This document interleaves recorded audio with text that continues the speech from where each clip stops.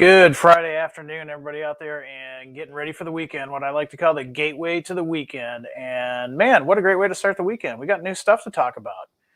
And before we get really rolling, let's see who's joining us. We got Shannon.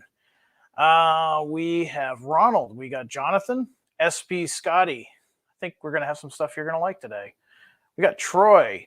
Who else do we have joining us here today? We've got Joel and Ricky. And Austin, Abel, JT Railfan, Austin, Jack, Bradley, Gary, D'Angelo, Rodney. Hey, thanks for joining us on this Friday afternoon. Again, the gateway to the weekend where we're all hopefully going to get some work done on our model railroad. And so it's hard to believe August is pretty much over. And we've got some new releases we're going to talk about. And just looking here to see, we've got a pretty good crowd here. Let's see who else we have joined us. We got Frederick, Bobby, Phil, Devin, John, Mac, Tony, Steve. A lot of people joining us. And man, I hope you guys are as excited as I am because we're coming out with something this month that I know a lot of you guys have asked for. And a lot of you guys with your smaller switching type layouts have been wanting this for a while. And so let's get started with the first item on the table, the Genesis MP15AC. And here it is. So you guys asked for it and we delivered. Well, check this out. Now remember, this is the new announcement, so I'm not going to go in detail over every single item. I'm just going to show you what's available for pre-orders starting today until the end of September, September 24th to be exact. The MP15AC, I mean, perfect. We haven't done a switcher in a while. We haven't done the MP15AC since probably about 2014, if I remember right. And first up, Milwaukee Road. How cool is that?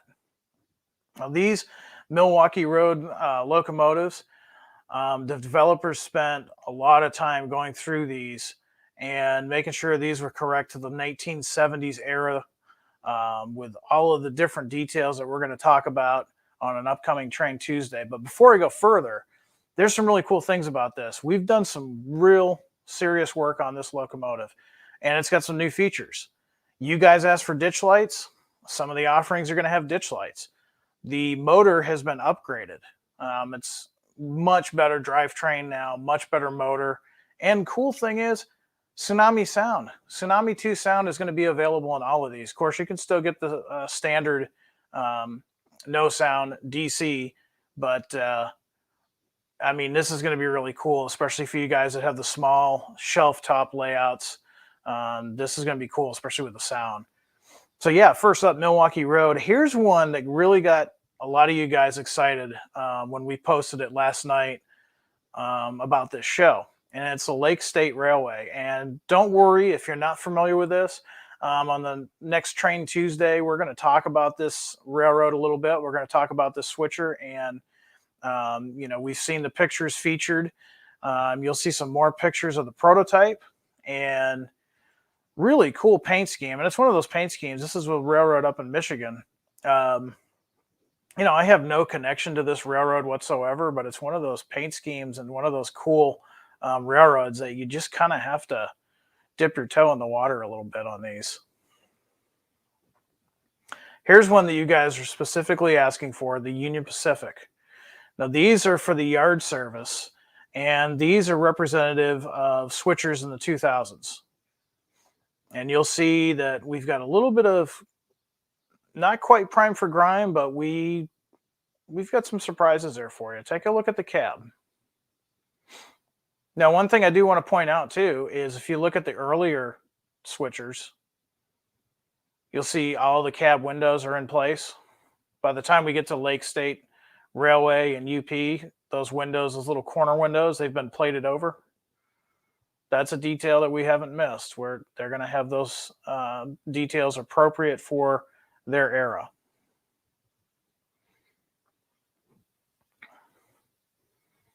So for you guys out there, I know you guys have been asking for Long Island because we see it in the comments section. here you go. Not only are we doing Long Island, but we're doing two different paint schemes from two different eras. You've got the early 2000s, and then you got the 2010s. And again, this is one we have not offered this particular locomotive in this paint scheme, at least in my memory. But for you Long Island fans, this will be definitely something that you want to pick up.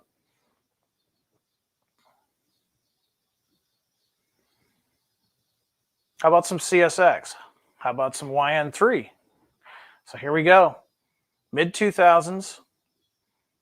We'll talk about the lineage of these locomotives in a future broadcast.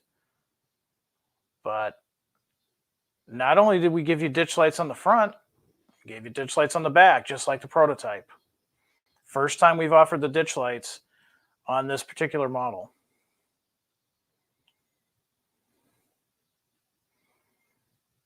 So like I said, here's the new features. Operating ditch lights if equipped, operating ground lights, newly designed motor, which is more powerful than the previous motor. And one thing that bears in mind, and we'll talk more about it on Tuesday, is don't let you think that these are just something you're going to have in a yard or in a small switching layout. Because of their trucks, they can be used on the road too. They were specifically made for branch lines and even on the high rail. So don't think they're just regulated to just the switch yards or small industrial spurs. Quite often you'd see these in pairs or more.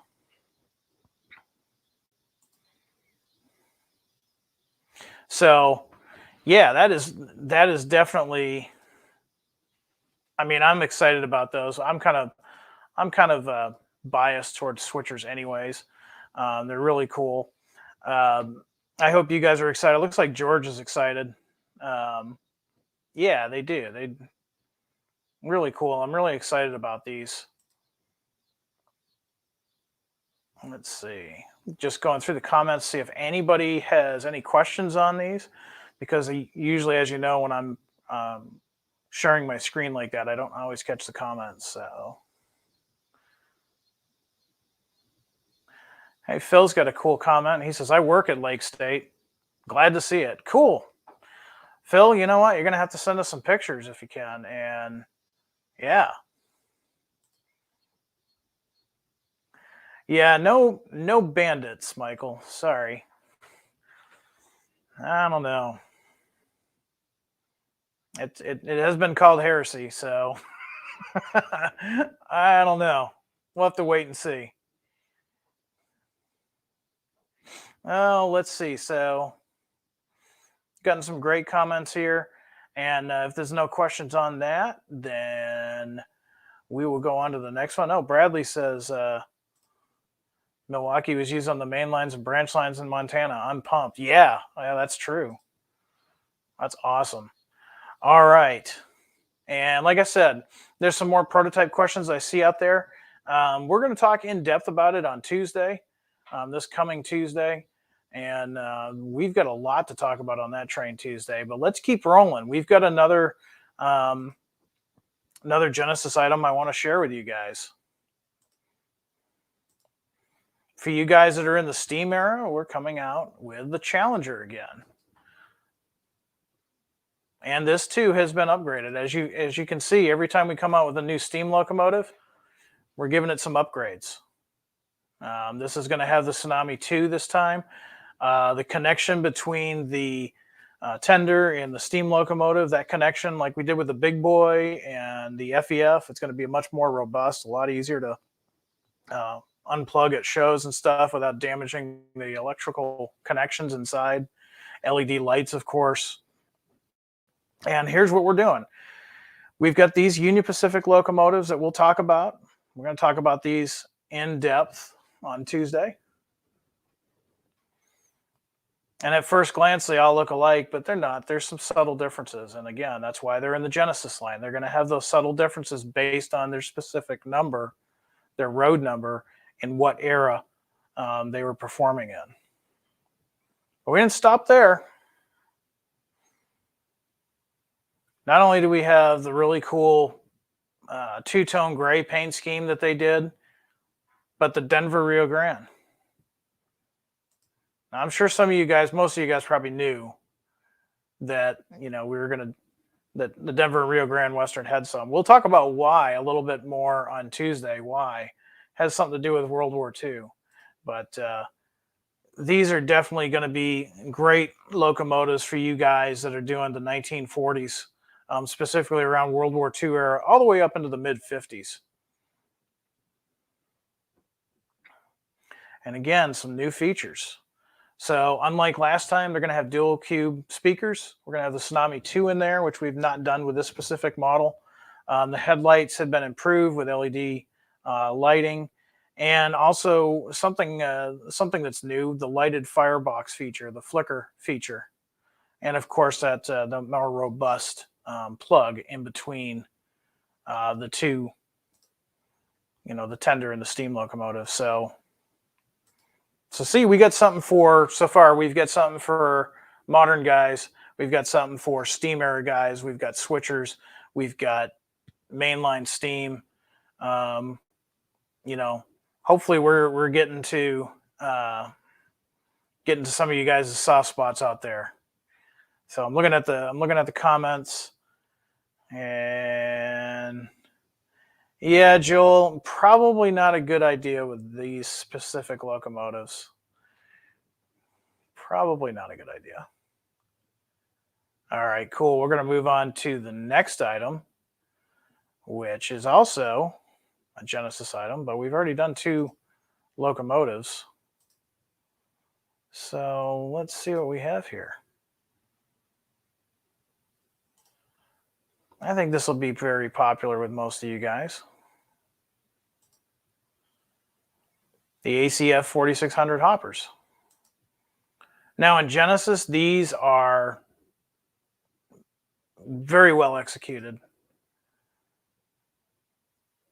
And when we do these runs, we try to do runs that will help everybody. I mean, for the life of that particular prototype. We have the ACF leasing. That's 1990s era. You guys have been asking for 1990s stuff, so here you go. Here's the ACF leasing. You guys in the 70s, we've got a few different offerings for you. Early 70s, we've got the Grand Trunk Western and that the friendly noodle, I guess you could call it, paint scheme. You've got the really cool blue. Here's one here. That's part of the Prime for Grime, the Andersons. Really big corporation. These are their covered hoppers as they appeared in the 1980s. And one is part of the Prime for Grime. You can see how we're going to fade the paint and add some patches to it. How about some Chicago Northwestern? And that Zeta, not now the name escapes me. You CNW guys out there, give me a refresh on the color of the name of the color. There's so much here today that I'm starting to lose all the information in my head. But here it is, 1977 on up. And something else too is all of these Genesis cars, you can get in singles or you can get them in 3-packs. And the cool thing is with the 3-packs, of course, the numbers are going to be different than the singles. So you have the opportunity to put together a solid consist of grain trains or covered hopper trains, whatever that you're working on, and for whatever era that you're working on. So we're doing the DT&I. We had some DT&I stuff this past month. You probably still have time to run down to your dealer and get some of those things that we talked about on Tuesday. And we're doing those in 2 different schemes. You've got the later 79 version, the brown, and you've got the earlier light gray. And then going back to the 60s, we have the Gulf Mobile in Ohio. So for you guys in the Midwest and upper Midwest, you guys are all set. Of course, these went all over the place, but for the majority of them, they're gonna stay in the Midwest. And one of the things too is if you do get the 3-pack, you save about $9.99 per car. So talk to your dealer about these. Again, we see it on Facebook. We see it in the comment section. Oh, this is $64.99 for a single car. Well, remember, that's MSRP. Your dealer might have a slightly different cost. It's not always going to be that price. This is a suggested retail price. That's just standard throughout the industry. So yeah, really cool. You know, a lot of cool stuff coming out in the Genesis. And like I said, we'll talk about all the Genesis products this coming Tuesday. And we'll take even more questions at that time. So there we go. Yeah, it is nice, Matt. We're seeing some love for the DT&I. I mean, that's one that we have. We've done a little bit of it, but not a lot. Kevin's really excited because he sees GM&O. Yep, kind of a local favorite here in the Illinois area. Not too far from where the GM&O had their yard in Bloomington. All right. So that's going to cover all the Genesis that we're doing for this month. We're going to start going into ready to roll. And yeah. Yeah, Ted, I see your comment. But remember, I already said that's MSRP. So your dealer's price is not going to be that price. That is just suggested retail pricing. All right, so here we go. Let's look into some ready to roll.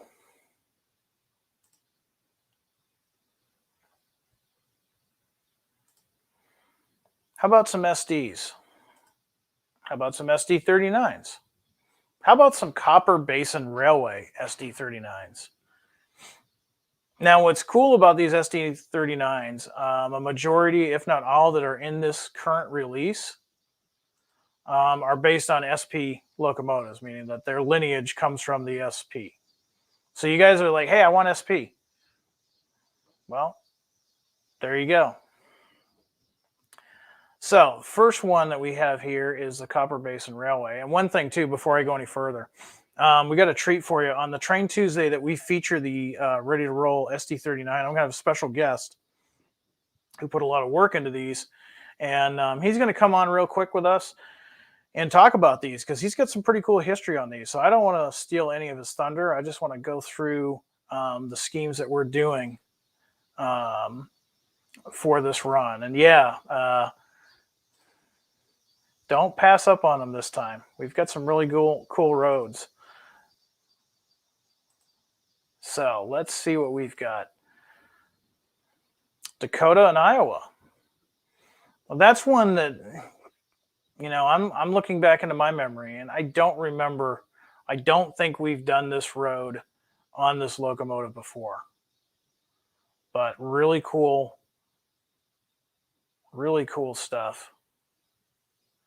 And we'll talk about those in detail. Don't worry. Now, they're available with both sound and the economy sound.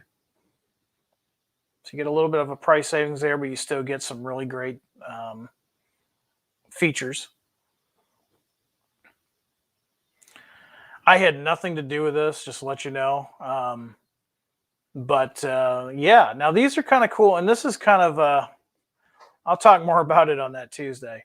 This is kind of like bittersweet because these are originally Illinois terminal locomotives. And even though I'm a native of New Hampshire, I still enjoy Illinois terminal. In fact, I'm a historical society member of the Illinois terminal. And to see not only my beloved Boston and Maine, but the Illinois terminal get painted under the Guilford flag, it's well, it is what it is. That's how it works. And so that's what we're doing. Now, these are part of the Prime for Grime. What's really cool about these is after Illinois Terminal, they went to Norfolk Western, and Guilford came along and bought them in the mid-'80s. And Guilford was pretty much known for just leaving the predecessor's paint scheme on the locomotive and just putting a G on it and another number, and that was pretty much it. They did the same thing with the former Santa Fe SD26s. And, well, that's just the way they were. Now, these did eventually get repainted into their corporate gray and orange, but they lasted in this paint scheme for quite a number of years, and that's what we're doing here. And I believe it's $690. You can't really see from this artwork, but for the Prime for Grime, you can actually make out the black Norfolk and Western, the patch job they did to it. They literally just painted over the Norfolk and Western and then just put the Guilford G on the long hood.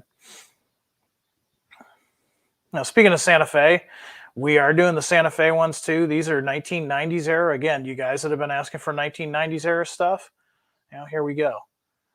These are really pretty much like a,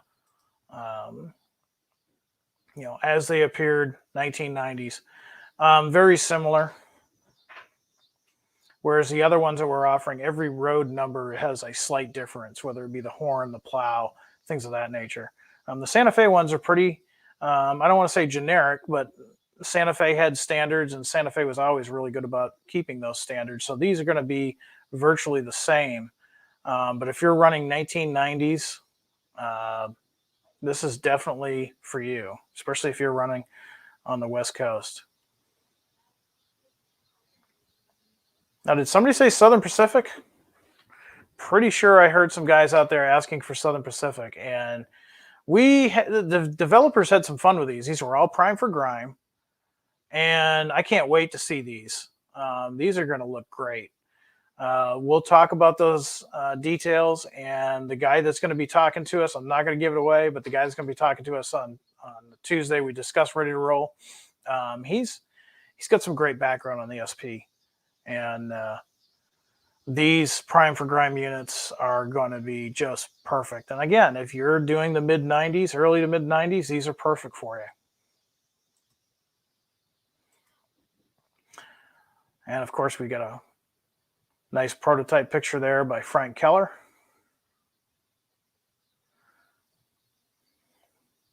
So there you have it. These are going to be available for your pre-order until the end of September. And of course, that is Friday the 24th. See, I knew you guys would be happy. I mean, SP.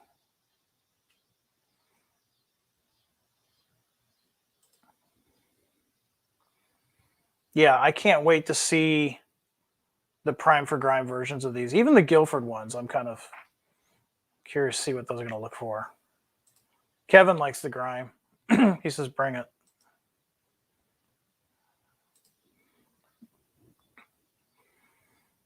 Yeah, Southern Pacific, you would think it would be a boring paint scheme, but it's one of those paint schemes that really looks nice. It's one I think we all kind of miss too. Don't know what you've got until it's gone.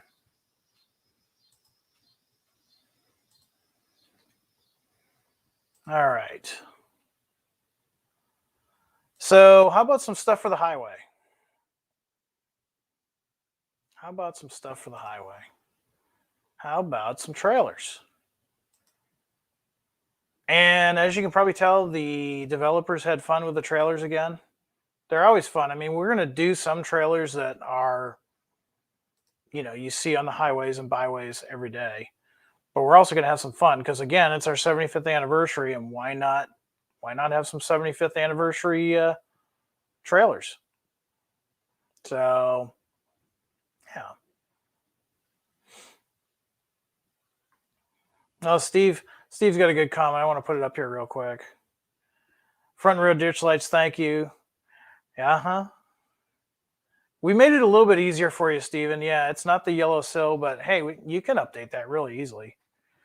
With some either decals or painting it, whatever is your, preferred method.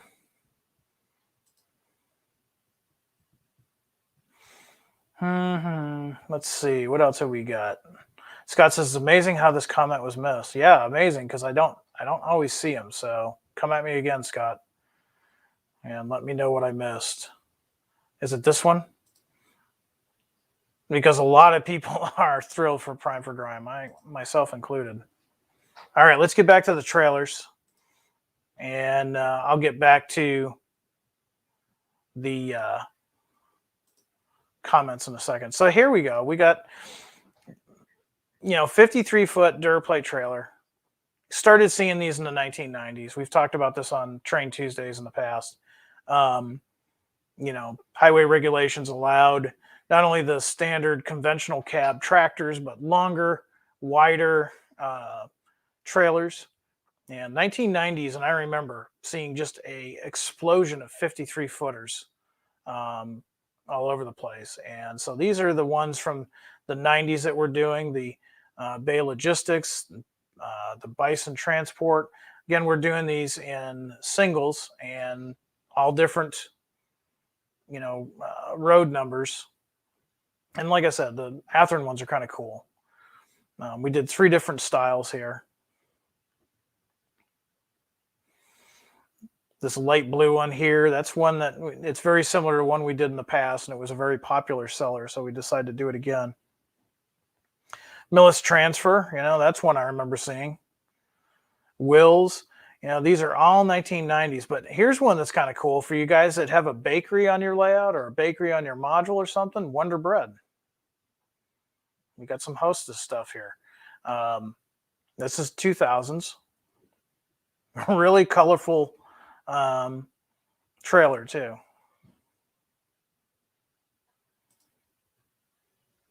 So yeah, if you do any type of industrial stuff on your layout, you've got to have trailers. And depending on what year you're doing, if you're doing the 90s up till modern day, any of these are going to work. And that's something that you just need on your layout. Yeah, thank you, Paul. Yeah, the Wonder Bread trailer is pretty cool. Let's see. Any other comments? Matt's reminding somebody that yes, if there's something you're not seeing that you'd like to see, go to athearn.com, go to contact us, product suggestion email, send us a product suggestion. All right. Okay, so let's go to the next thing. I've got one more ready to roll. We're going to stick to the highway theme here. And this is something, before I bring it up, this is something good for anybody, say 53 on up, depending on what you're doing. We've even got, even though this is an old truck, it is perfectly acceptable if you're in the modern era because you can always have a car show. And I'm talking about the F100s. Now, these always do well. I'm going to zoom in a little bit on these so you can see what we're talking about. These always do well. Of course, they're officially licensed by Ford, so they're going to be accurate. And, we did them in different paint schemes. They can be used for, your yards or just to populate your module or layout. Of course, we've got the Pennsylvania Railroad. We've got the Santa Fe. The Southern one's really cool. I like how we did the Southern and the Southern green. And the Chesapeake and Ohio, yeah, that's kind of cool. They did the yellow body with the blue fenders. We didn't want to forget our friends up north. We got the Canadian Pacific there. We've got the Union Pacific. And then for you guys, let's say 80s on up, we gave you something for your car show. For maybe you got, a Western Auto or a Pet Boys or something on your layout. You're going to see one of these, or maybe you got one of those ice cream stands or something where they have a car show. You put these guys there. You got some custom F100s. You've got your more traditional black with flames, which was traditional from the 50s on up, and then you've got your kind of two-tone, which has more of a 1990s paint scheme to it. And they're just great little details to put on your layout.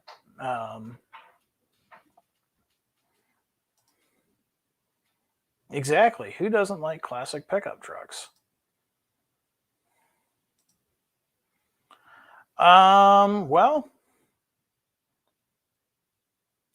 we stay tuned. Stay tuned. I don't have anything this time, but yep. What else do we have? Plain Jane F100 in black or red. Well, the cool thing is you can do that. If you look at it, let's take a look here. Some of these are like the Santa Fe one. I mean, this decal that's on the door, with a little bit of work, you can take that decal off and not harm the paint. These are mainly decals, so you could have just a plain Jane yellow, a plain Jane blue if you wanted to. If you go to our YouTube channel, you'll see a video that we did a couple of years ago, how to remove road numbers from boxcars. Well, the same process works for that. So, yeah. Yeah, Lance, I'm going to agree to disagree with you on that one, but that's an inside joke. Let's see. All right, so let's move on from Ready to Roll to how about Roundhouse? We've always got good stuff in Roundhouse. Let's see what we've got in Roundhouse this month.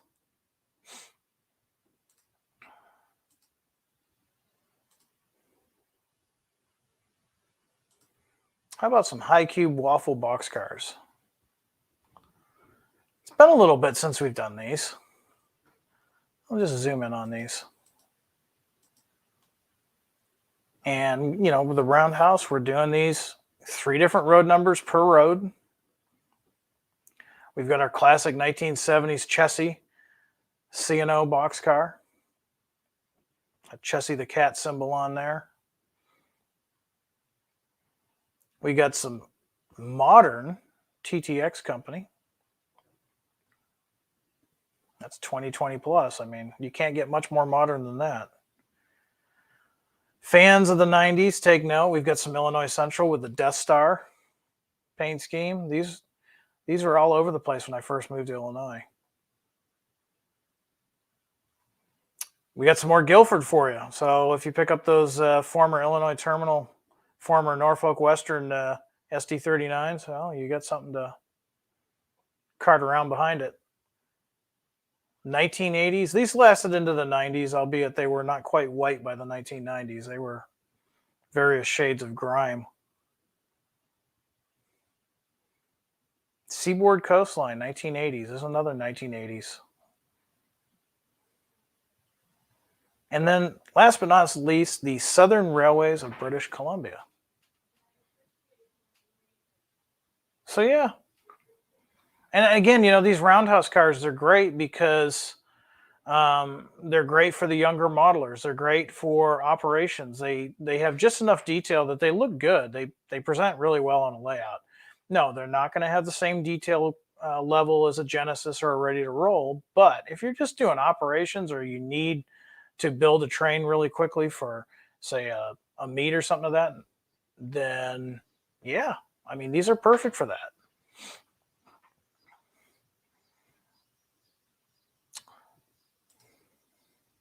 Okay, despite my personal preferences, you are not wrong. That is a very cool body style. So please just go to the email product suggestion, because that would be great, because you're talking 1970s, 1980s, and that's something that guys from those eras have been looking for.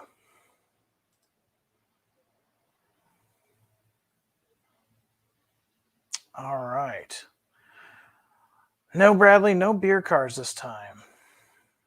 No beer cars this time. Maybe next time. Thank you, Matt. I appreciate it. I mean, again, you hear myself and when John and Janik are on, you hear all of us saying that we're listening. I mean, we listen to your comments on Facebook. We listen to your comments on Instagram. We listen to your comments here. We listen to the emails that you send. We're just as impassioned of the hobby as you are. And like anybody, we want to see our favorite things made. And so that's why you're starting to see we're trying to hit all the bases. We know that model railroaders have a wide range of interests and likes, and it's kind of hard sometimes to narrow things down to make sure that we can hit all the bases. But that's what we're striving to do. Let's see. Well, there you go. Yep. Remember seeing those. Yeah, we're doing some CNO and IC in these, and that's cool. And the cool thing too is it's, you know, we've done a lot of the earlier IC stuff. We've done the ICG stuff. IC Death Star era stuff doesn't get as much love as you think it would, but maybe that'll change. All right. You are welcome, Jeffrey. Thanks for the comment. We appreciate it. Not a bad idea, Scotty. So maybe we'll do that.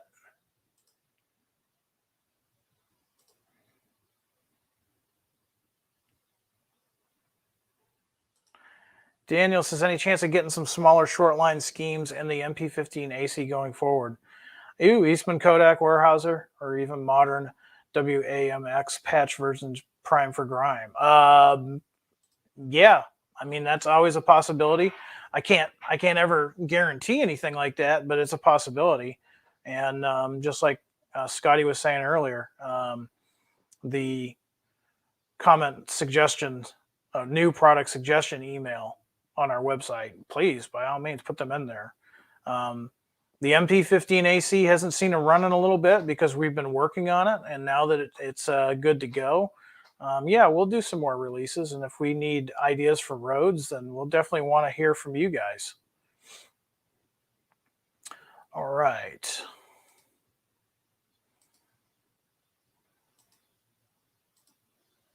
So let's go back in time. Let's go back to the turn of the last century. We're going to stay in Roundhouse, but we're going to go back in time.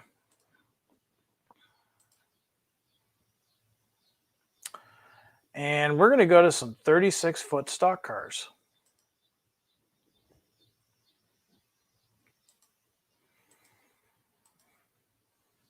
Now, we announced some of these over a year ago, and they came into stock a couple of weeks ago, and we're almost sold out of them. So you guys like these.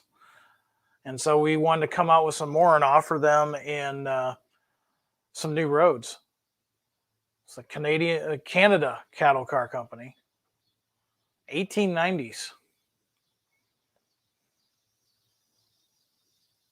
1918 Canadian National. Here's a Union Pacific for 1890s. Cotton Belt, also the 1890s. These are pretty much all 1890s, except for the Canadian National one. I got Rock Island. Now here's one, St. Louis, Iron Mountain, and Southern. Now I'll be honest with you, I don't know anything about that railroad, so I'm gonna have to do some research on that one. I've been to Iron Mountain, but I don't know anything about the railroad, and it sounds like a rather ambitious name for that era to go from St. Louis to Upper Peninsula, unless there's another Iron Mountain I'm not aware of. Let's see what else we've got in there. Somebody was asking for Santa Fe. Does this count for you, Santa Fe Kraus?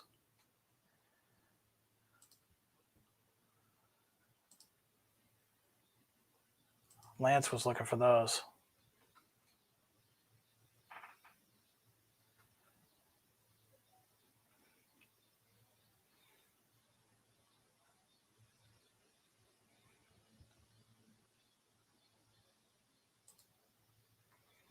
Yeah, you were probably right, Chase. I will admit I do not know anything about that railroad, so I'm gonna, our developers, man,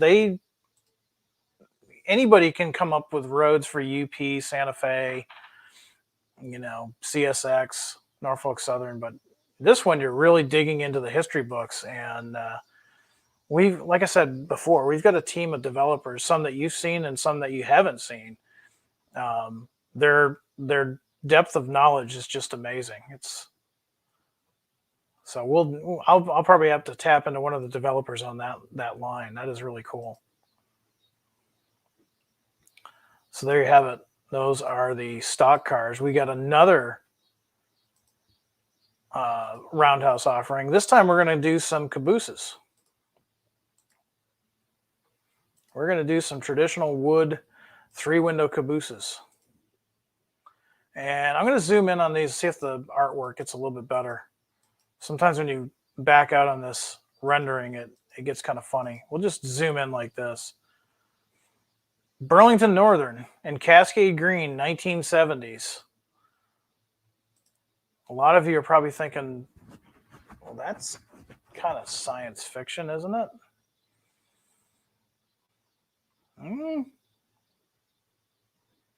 Not exactly.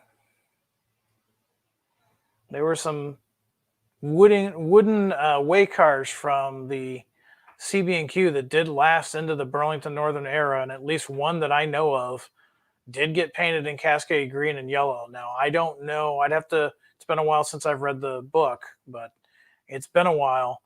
But I don't think it ever really saw revenue service. I think it was more of a yard shoving platform type of thing. But hey, we did it anyways. And this is your, for most people, this is your quintessential caboose. So 1970s, let's go over here and see what we've got. The Elgin Joliet and Eastern. It's 1970s, really cool paint scheme.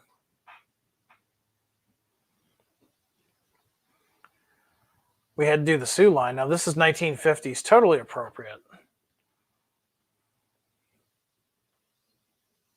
We hadn't done the Sioux line in a bit, so we had to do the Sioux line. Grand Trunk and Western, 1960s.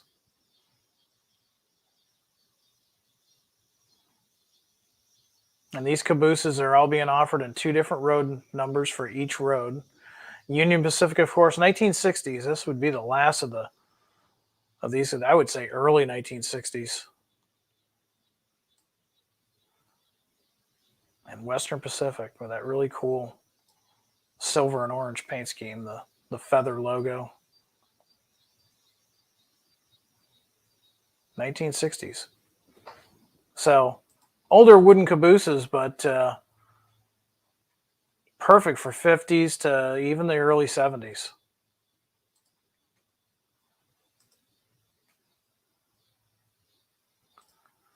Probably even earlier than that, believe it or not. They were gone. Because in the 1970s, most railroads were replacing their whatever cabooses they had with the more standard ICC style cabooses. But yeah, Burlington Northern did have one of these painted up. I'll have to see if I can find that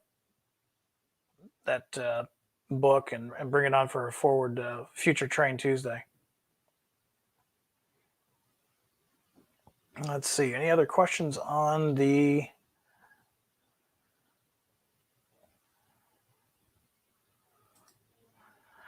Probably do well with the Denver and Rio Grande Western wood cabooses if you made a special cupola for it. Yeah. Probably wouldn't be Roundhouse, though. That would probably be more of a Genesis offering. It's a great idea because the Denver Rio Grande Western, it has a very loyal following and is a good selling road name. So it's a possibility you might see something like that in a future release, but probably under Genesis, I would think, depending on how much work has to be put into it. Oh, okay. Eric's got an answer for us. He says, Spokane, Portland, Seattle Railway wood cabooses in BN green for my copy of the 73 annual. So there you go. Thanks, Eric. Not the book that I was referencing, but he's got some info there for you. So as somebody wisely once said many years ago, there's a prototype for everything.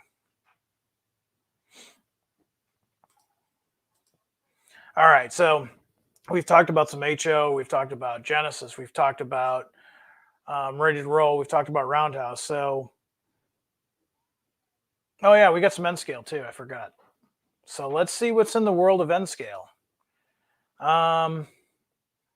Any N scale guys out there want Steam? Because if you do, we have something for you. We're doing the Challenger and N scale as well. And again, we'll talk about these on a future N scale special Training Tuesday. Now here's the cool thing. Not only are we doing these locomotives, but they are available without sound or with sound. I would think these would sound absolutely amazing. I've run the N-scale big boy that came out this past spring, and you know, for as small as it is, the engineers have done a great job of getting that sound in there. Now, granted, if you do Fremo, if you do T-track, if you do N-track, if you do one of those modular clubs, and you're in a big assembly hall or a gymnasium or something like that, no, you're not going to hear the sound that easily because physics. But in your own layout room, they actually sound really, really nice. In fact, my layout room being as small as it is, I had to turn the big boy down. But these guys, it's just amazing what the sound can do for these. And we're doing the same roads that we did in the HO. We're doing the Union Pacific and the various different schemes, different eras, and we're also doing the Denver Rio Grande Western.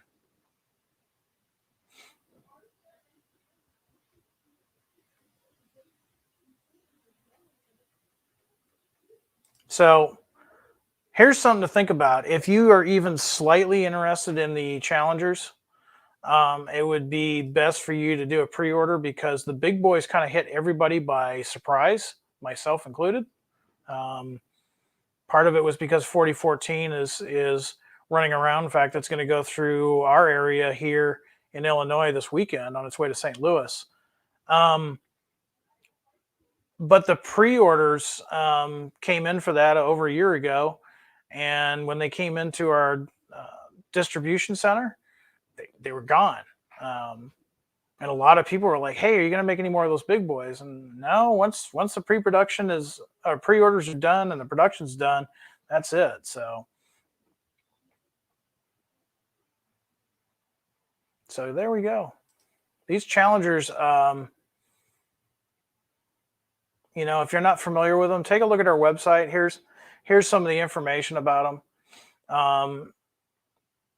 Great pullers. I mean, the big boy, I used that on an N-track setup back in the spring, and I was just amazed at how smooth it ran and how many cars it could haul. It was really fun.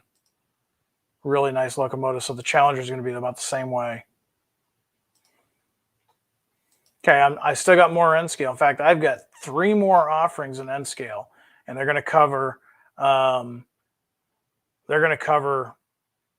kinds of different eras. Let's start with some covered hoppers.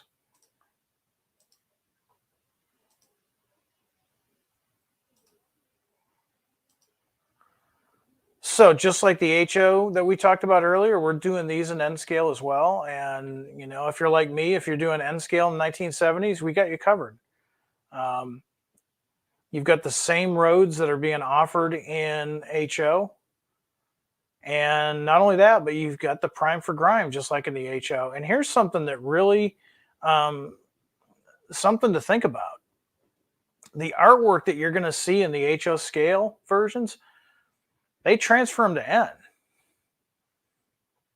I've been so impressed as an N scaler to see the amount of detail as far as just the printing on these cars. And I'll zoom out a little bit so we can see all these. So we got something from the 60s all the way up to the 90s for you guys.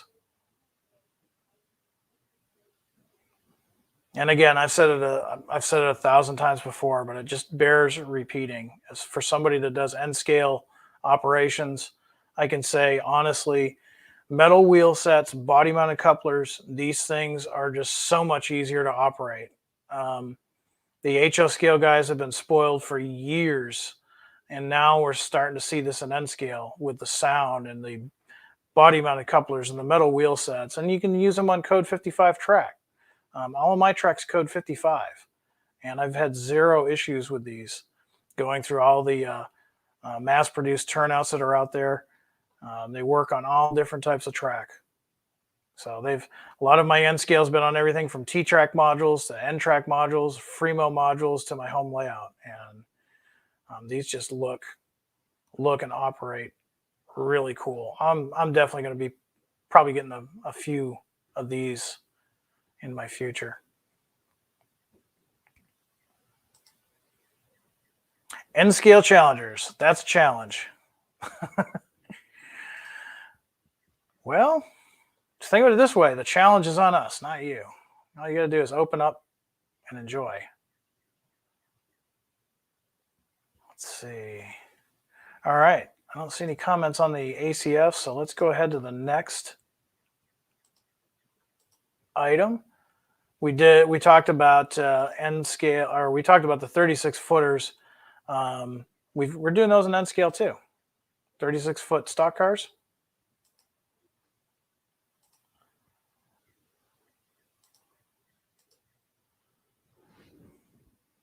We see some guys, and if you haven't had a chance to see it, go take a look. George Bogatak, our guy that we work with quite often about the tsunami sound, he did some really cool 1800s era steam, and these would be perfect for that. Same roads as the HO scale, you know, the HO scale or Roundhouse. These guys are in the N scale. If you want to do some turn of the last century stock cars, you can make a whole train. You could literally make a whole train back from the days of when we had stockyards, like up in Chicago or Galesburg. And just like with the HO ones, these are available in 3 different road numbers for each road.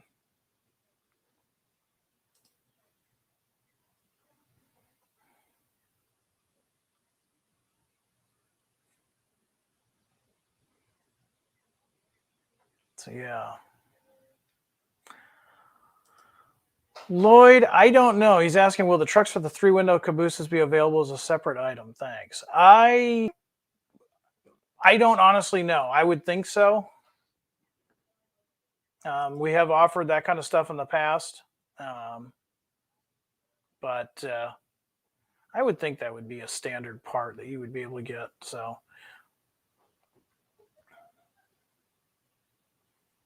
let's see. Just looking to see if there's any other comments on. Looks like Abel was really happy about those ACFs. Yeah, the Anderson road name, that's kind of cool. I think we've done that in the past, but it's been a bit. All right, so on to the final thing of today. It's the final product and the final N scale.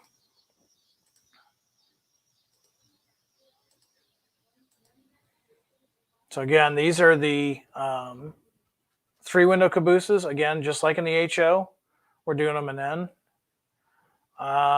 Let's just go ahead and, if you missed it earlier, like I said, that rendering of making the artwork on this is hard to see until you zoom in. So we've got the Burlington Northern. And remember, there's a prototype for it. Former Spokane, Portland, and Seattle cabooses actually got painted Cascade Green. 1973s era, and I'll see if I can find that book when we talk about these. Now in N scale, we're offering these in 2 different road numbers. I've got the Elgin, Joliet, and Eastern, 1970s.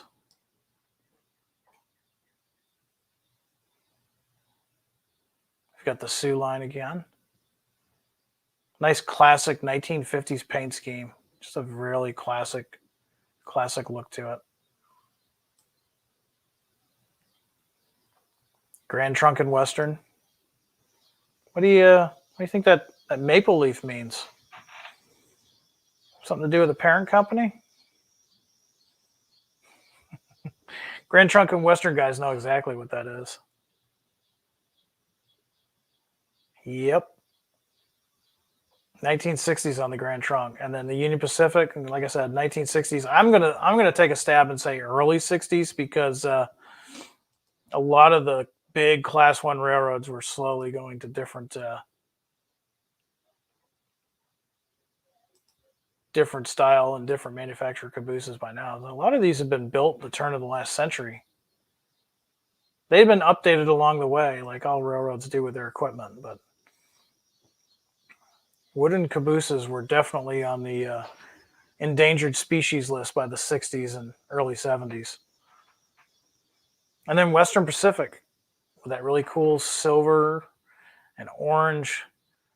You zoom in there, you can see the feather logo.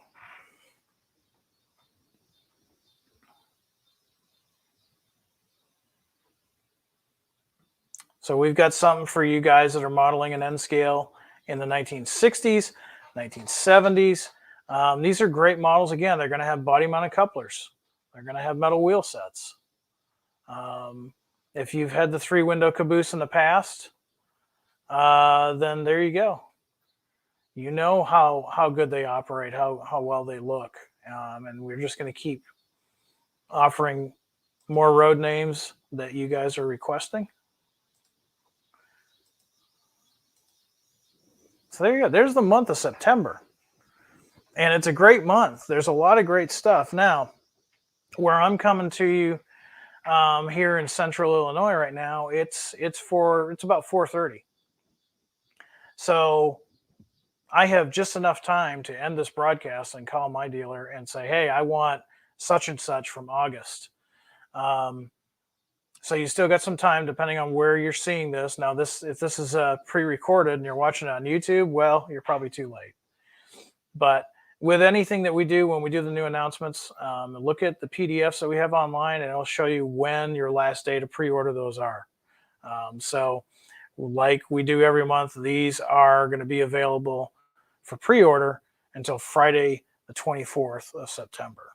So that is definitely something to think about. So I'm going through the comments. I'll look at a few comments, a few questions, and then we will pull the pin on this episode and get ready for the weekend. Let's see what we got out there.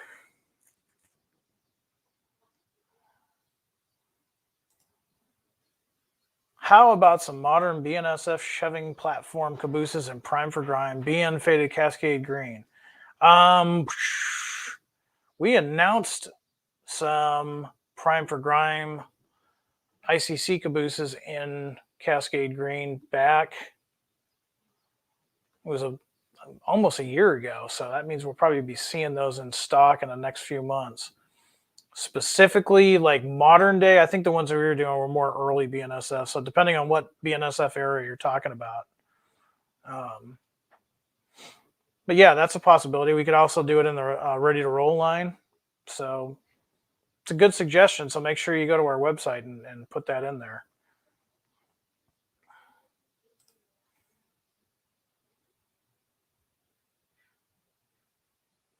Troy. He took the time to write all this down, so I think I should put it up here. He says, Troy, hey, Jim, I have a question. Can you and your team do a Norfolk Southern GE AC44 C6M, including the 4000 to 4005 blue-black schemes, and have one of those lower Norfolk Southern logos on them? If so, that'd be great, and we'd love to see them in your shop. And also, if you're planning on making those, make the Norfolk Southern 4144 stripe logo on it. Thanks. Well, those are good suggestions. Like always, go to our contact us page and product suggestion. And depending on what the developers are working on, there's a possibility. Norfolk Southern does really well. There's a lot of Norfolk Southern fans out there. So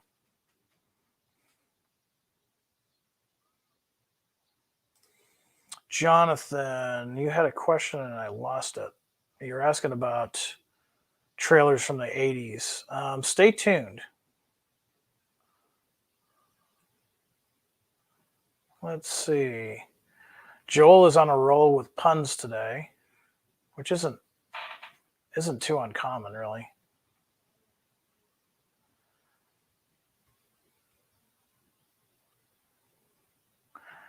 Eric, 75th anniversary banner and mouse.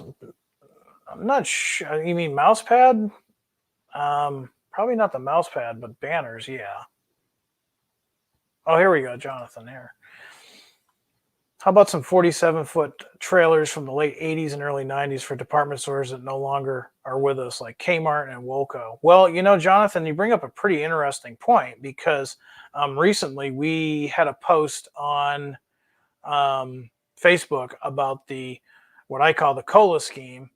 I don't dare say the name brand because as rail fans we call it that, and that's no problem. When you start producing it or calling it that without proper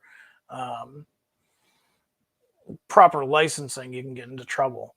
And you bring up a pretty interesting thing. If they're a department store like Kmart or Woolco, or JJ Newberry's, or depending on where you're from, yeah, there's a possibility that we can do something like that. It's still trying to get the artwork.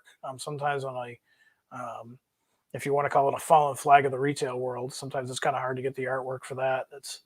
But yeah, I mean, that's a possibility. So definitely put those in the product suggestions email. Yeah, mouse pad, probably not. Probably not. Let's see.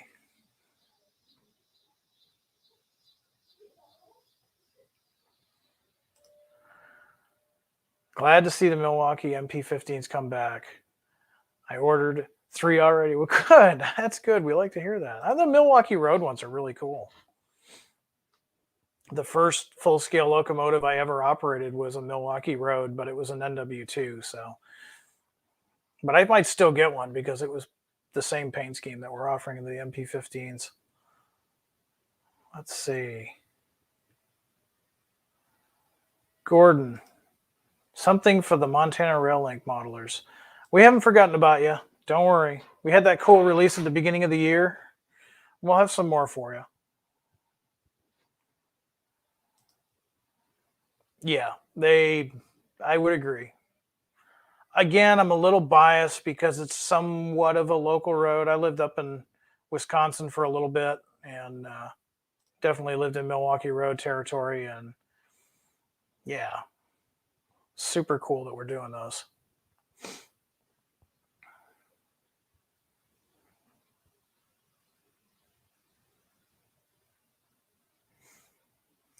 Yeah, Steve, I see your question about Walmart. Walmart, since they're still in business, and yeah, it is a licensing thing. And some corporate entities, some retail outlets are harder to achieve licensing than others. But if you've got an inside track to help our developers out, then we're not going to say no. We're always wanting to come out something appropriate for your layouts. All right, I got time for one more question, specifically too. If you got a question on anything that we talked about here today, I know we went through a lot of stuff really quickly, but anything. Let's see. And yeah, I'm looking for. Not yet. Not on the 60-foot high cubes. Let's see what we've got here.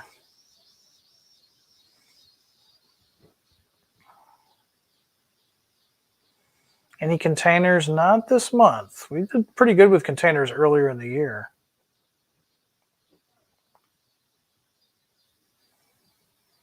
Yeah, the HO skill, the guys that do the custom stuff, they're not really bound by the same standards that we are, so they can sometimes get away with it. But remember, there have been some decal manufacturers out there that in recent years we've lost decals for specific gas stations, specific railroads, specific stores and stuff. And yeah, and I see some people asking about the CF7 and John. For you guys that are asking about the CF7s, John, our lead developer, he says tooling is dead, but it shall return, and he's right. I it's going to take a little bit, and he's probably going to be the one busy on that that tooling. But yeah, it's a popular locomotive. So, all right. So we had a pretty good run here. We had an hour of great new products for the month of September. Let's hope, at least for my sake here in Central Illinois, let's hope the temperatures get a little cooler. It's a lot easier to work on stuff when it's cooler in the shop. But for the rest of you guys, depending on where you're at, hopefully the weather's a little bit on the more seasonable side for you. But yeah, September's basically here. So if you still got time while you're watching this live, don't forget about the August announcements that we talked about, those P42s, and they're not going to last long. So if you didn't pre-order, they're going to be hard to get when they come out next summer. Also, too, don't forget about those F59s.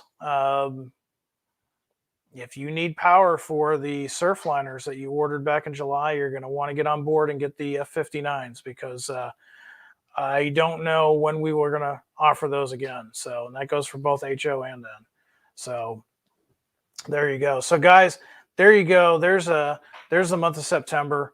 And like I said, we'll talk about each one of these in detail in the coming few weeks on Train Tuesday. You can join me on Train Tuesday, every Tuesday, ironically enough, at 3:30 p.m. Central Daylight Time. And if you miss me live, you can definitely go over to our YouTube channel. Go ahead and go over to the YouTube channel, like, subscribe, hit the bell for notifications. And that way you can do what I do. And while you're working on your layout in your workshop, you've got something to listen to about all the cool stuff that's coming out from Athearn. And as always, keep your eyes on the social media thread, because we're always coming out with new things to talk about. And keep your eye open for notifications. We might be slipping in a video here and there too. So until we talk again on Tuesday, I want everybody out there to have a happy, a safe weekend. Get some modeling done. Be kind to others. And above all, high greens, everybody. We'll see you Tuesday.